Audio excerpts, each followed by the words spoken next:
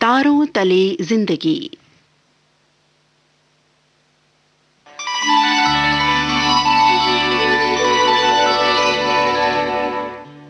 तारों तले जिंदगी इस सीरीज में हम आपके लिए लेकर आए हैं हिंदी साहित्य जगत की कुछ चर्चित कहानियों और उपन्यासों पर केंद्रित नाट्य वाचन। इस कड़ी में प्रस्तुत है मुंशी प्रेमचंद का लिखा चर्चित उपन्यास प्रेमा। तो आइए सुनते हैं प्रसिद्ध उपन्यास प्रेमा का रेडियो नाट्य वाचन।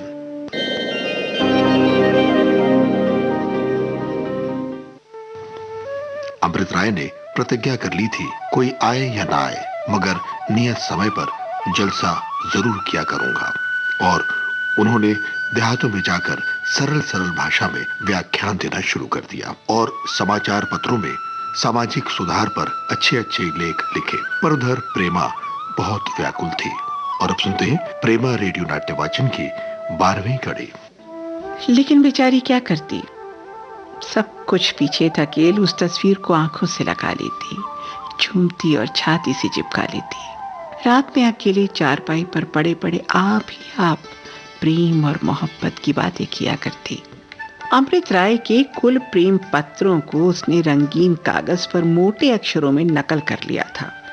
जब जी बहुत बेचैन होता तो पूर्णा से उन्हें पढ़वाकर सुनती और रोती रहती। भावच के पास तो पहले ही बहुत कम बैठती थी, मगर अब मां से भी कुछ खींची रहती, क्योंकि वो बेटी की दशा देख देख कुढ़ती और अमृत राय को इसका कारण समझकर कोसती। प्रेमा से तो ये कठोर वचन सुने नहीं जाते। वो खुद ही अमृत राय का जिक्र बहुत कम करती थी, लेकिन हाँ, जब पूर्णा या कोई और दूसरी सहेली उसकी बात चलाती तो खूब कान लगाकर सुनती। प्रेमा तो जैसे एक ही मास में गलकर कांटा हो गई थी। हाय, अब उसको अपने जीवन की कोई उम्मीद नहीं थी। घर के लोग उसकी दवा दारू में रुपया ठीकरी की तरह फूंक रहे थे, मगर उसको कुछ फायदा ही नहीं होता था। कई बार लाला बद्री प्रसाद जी के जी में ये बात आई कि उसे अमृत राय ही से ब्याह दूं, मगर फिर भाई बंधु के डर से ही आपना पड़ता। प्रेमा के साथ बेचारी पूर्णा भी जैसे रूकणी बनी हुई थी। आखिर होली का दिन आया। शहर में चारों ओर अबीर और गुलाल उड़ने लगा। चारों तरफ से कबीर और होली की आवाजें आने लगी। आज का दिन बेचारी प्रेमा के लिए बहुत कठिन था। सवेरे से ही नातेदारों बिरादरी वालों के यहाँ से जनानी सवारियां आना शुरू हो गईं और उसे उनकी खातिर से बनाव श्रृंगार करना, अच्छे अच्छे कपड़े पहनना, उनका आदर सम्मान करना और उनके साथ होली खेलना पड़ा। प्रेमा हंसने बोलने और मन को दूसरी बातों में लगाने की बहुत कोशिश करती रही, मगर कुछ बस ही ना चला। रोज अकेले में बैठकर रोया करती थी, मगर आज शर्म के मारे रो भी नहीं सकती थी बेचारी। और दिन तो पूर्णा 10 बजे से शाम तक बैठी अपनी बातों से उसका दिल बहलाया करती थी, मगर आज वो भी सवेरे झलक दिखाकर गायब हो गई, अपना त्योहार मनाने चली गई। हाय, पूर्णा को देखते ही वो उससे मिलने के लिए ऐसी झपटी जैसे कोई चिड़िया बहुत दिनों के बाद अपने पिंजरे से निकल कर भागे। दोनों सखियां गले मिल गईं। पूर्णा ने कोई चीज मांगी, शायद कुमकुम होंगे।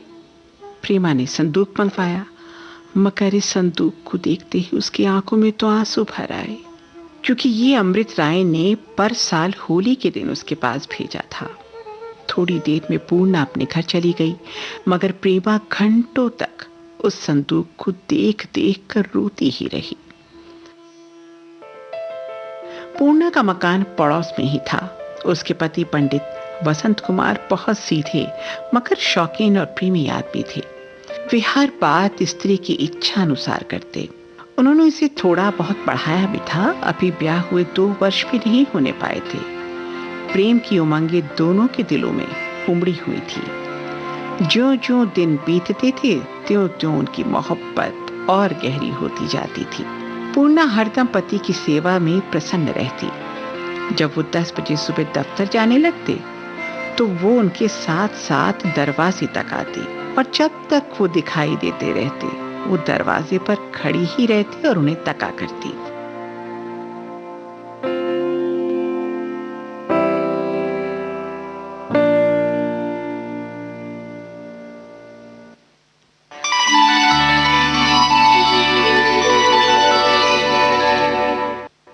तारो तले जिंदगी। इस क्रम में अभी आप सुन रहे थे मुंशी प्रेमचंद का लिखा उपन्यास प्रेमा का रेडियो नाट्य वाचन।